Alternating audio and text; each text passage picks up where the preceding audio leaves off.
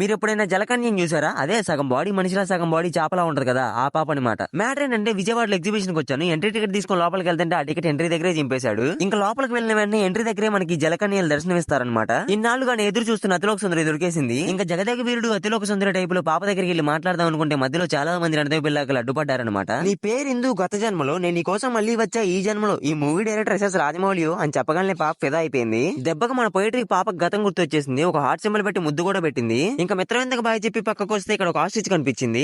ఇటు నుంచి అటు ఫ్యాషన్ షోలో ర్యాంప్ వాక్ చేసినట్టు అటు ఇటు తిరుగుతా ఉంది. ఇంకా మనలో ఉన్న విజ్ఞాన ప్రదర్శనలన్నీ తీసి బయటపెట్టాను అనమాట. ఆల్రెడీ 2 బాణాలు వేసానమాట. ఒకటేమో చిత్తూరు పోయింది, ఇంకోటేమో పుత్తూరు పోయింది. ఎలాగైనా సరే ఇది కొట్టాలని చెప్పి కళ్ళు మూసుకొని వేసేసాను. ఎలాగోలా తగిలింది. ఇక్కడైతే ఒక అటెంప్ట్ లో గ్లాసెస్ అన్ని పడగొడితే 50 రూపీస్ ఇస్తా అని చెప్పాడు. ఇంకా 2 నిమిషాలు ఎక్సర్సైజ్ చేసి ఇది పెద్ద మ్యాటరే కాదని చెప్పి చాలా కాన్ఫిడెంట్ గా వేసాను. బాల్ కనీసం టచ్ కూడా అవ్వలేదు. కిలోమీటర్ పైకి వెళ్ళిపోయింది. ఎవరు చూడలేదు కదా, కోళ్ల పందాలు చూసినట్టు చూస్తున్నారు బాబా.